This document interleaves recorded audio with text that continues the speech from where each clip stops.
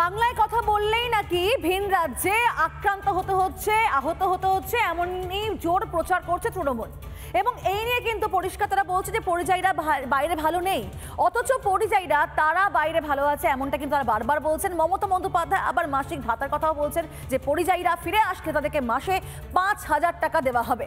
তবে পরিযায়ী শ্রমিকরা তারা নিজেরাই বলছেন, তাদের পরিষ্কার বক্তব্য যে বাংলার বাইরেই তারা ভালো আছে। অন্যদিকে বিজেপি বলছে যে পরিযায়ী শ্রমিকদেরকে নিয়ে তৃণমূল সরকার রাজনীতি করছে।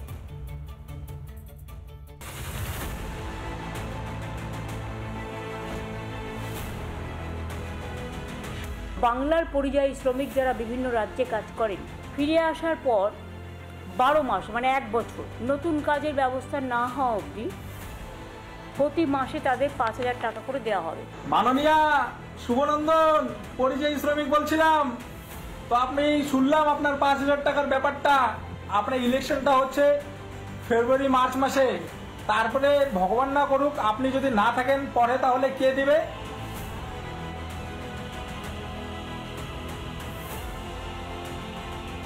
পাঁচ হাজারে পেট চলবে না, ভাতার টাকায় ভাত জুটবে না, তাই মমতা ব্যানার্জির শ্রমশ্রী প্রকল্প ঘোষণার পরের দিনই ভিন রাজ্যের পথে পরিযায়ী শ্রমিকেরা।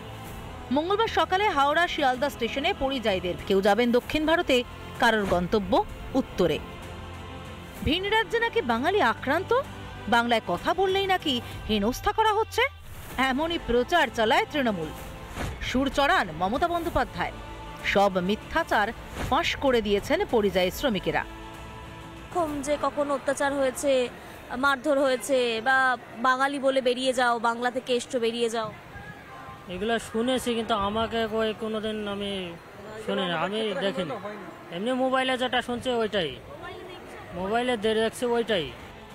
দিল্লিতেই তো নাকি বাংলা কথা শুনলেই মারধর করা হচ্ছিল, তৃণমূলের প্রতিনিধি দল তাদের পাশে দাঁড়াতে গিয়েছিল। সেই দিল্লিতেই রওনা দেওয়া পরিযায়ীরা তো অন্য কথা বলছেন। বাইরের রাজ্যে বাঙালিদের উপর আক্রমণ করা না, আমাদের জীবনে আমরা গিয়েছি, আমাদেরকে যে কিছু আক্রমণ হয়নি। আপনার কবে থেকে কাজ করছেন? অনেক দিন থেকে। আজকে কোথায় যাচ্ছেন? আজকে দিল্লি যাচ্ছি। দিল্লি ইন্ডিয়া গেট, ওখানে মোটামুটি আপনার 3 বছরের কাজ করছি। আমাদের পুলিশওয়ালা ধরলে ওই Aadhaar card, voter card, PAN card চাই, কি কোথায় ঘর, কোথায় কি, আমরা ওগুলা দেখাই, আমরা কাজ করি। মারধর করে না।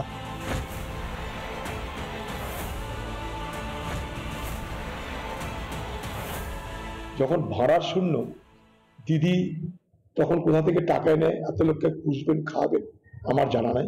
আর 5,000 টাকা কতদিনের জন্য? 1 বছরের জন্য, অর্থাৎ ভোট পার হয়ে যাওয়া পর্যন্ত। দিদির যা কিছু গল্প ভোট পার হওয়া পর্যন্ত। যে লোকটা বাইরের রাজ্যে মাসে 50,000 টাকা কামায়, সে আপনার 5,000 টাকা নিতে কেন আসবে?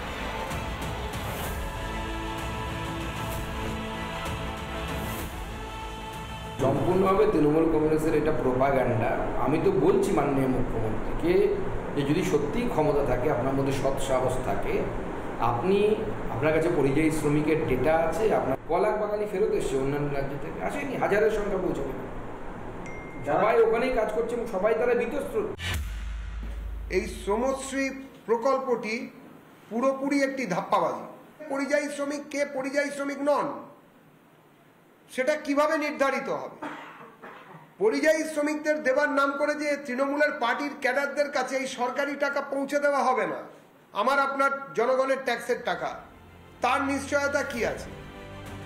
উত্তরাখণ্ডের টানেল বিপর্যয় কিংবা মিজোরামে ব্রিজ দুর্ঘটনা, কয়েকবার ভিন রাজ্যে বিপাকে পড়েছেন বাংলার পরিযায়ী শ্রমিকেরা। তাদের কর্মসাথী প্রকল্পে আয়ের ব্যবস্থা করার আশ্বাস দেন মুখ্যমন্ত্রী। কর্মসাথী পোর্টালও চালু আছে, তারপরেও কাজের খোঁজে ভিন রাজ্যে পরিযায়ী শ্রমিকেরা। মমতা ব্যানার্জির কর্মসাথী প্রকল্পে কি তাহলে ব্যর্থ?